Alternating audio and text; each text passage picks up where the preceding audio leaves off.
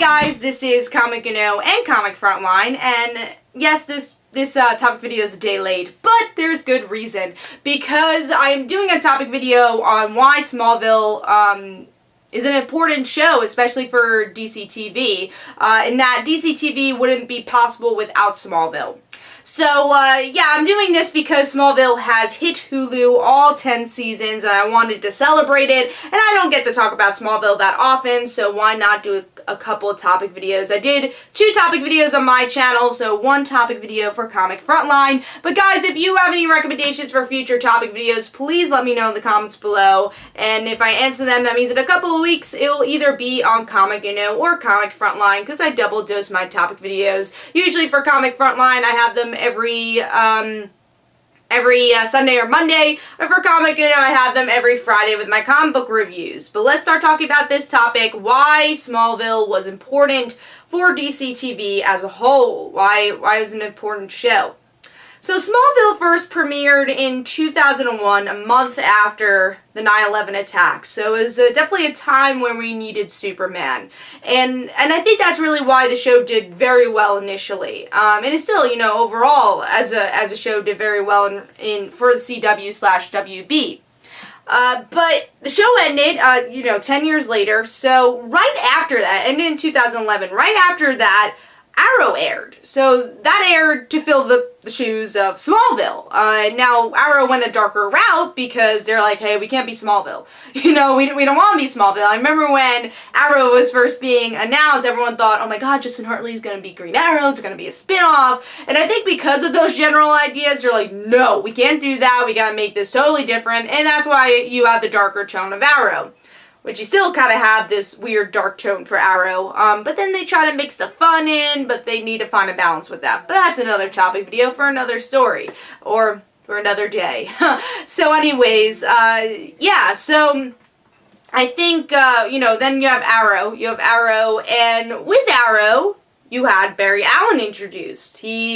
He was a special guest, and of course, he was utilized for a backdoor pilot. They saw, oh, Barry's doing really well here, we can make this show. That show does really well. Flash ends up doing better than Arrow, the initial show. So then Flash does well, and they're like, we can have a show that's fun, right, and light, so let's bring in Supergirl, and especially Supergirl wouldn't have been possible without Smallville. And then you also have Legends of Tomorrow, which is an ensemble cast, which wouldn't have been possible without all those Justice League and superheroes and villains that appeared in one episode of Smallville, or a couple episodes of Smallville. You had Green Arrow on that show, you had Bart Allen, you had all these characters in one show. It showed that it was possible to do this in a live-action show. So Smallville was very much the precursor of all these DC TV shows. I'm not saying we wouldn't have them, but because you don't know what would happen in the future because you can't go back into the past and say, all right, let's cut out Smallville, let's see if these shows happen. So I can't say 100% these shows wouldn't have happened, but I think they would be very different.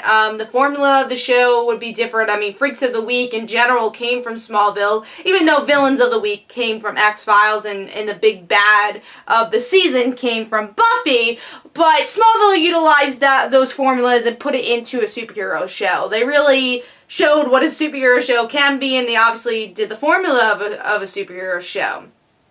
Which I think is also interesting is that with DC TV now, we have so many superhero shows on, a lot of DC shows on, but when Smallville was on, they couldn't really get any of the other DC shows off the ground. You had Birds of Prey that only lasted a season. You had Aquaman that never reached season order, only had the pilot. So it's interesting that only Smallville lasted for those 10 seasons, but now we're in this like superhero renaissance where we have so many shows connected to each other. But like I said, I don't think it would be possible without Smallville having all those connections in its one show. And I think if it was on today, we would have a lot more spin-offs from Smallville. But yeah, I think it's very interesting, and of course Smallville is a very important show, and if you haven't ever seen it, I know a lot of people haven't, I recommend it, even though it's long. I think it's an important show for the superhero community, or, comic book community, or superhero shows in general. But hopefully you guys enjoyed. This is Comic and Comic Frontline. Don't forget to follow me on Twitter. Don't forget to like my Facebook page. Also, description below, there are links for my comic book, like Father Like Daughter. And don't forget to like the Facebook page of Like Father Like Daughter. And I'll see you guys later.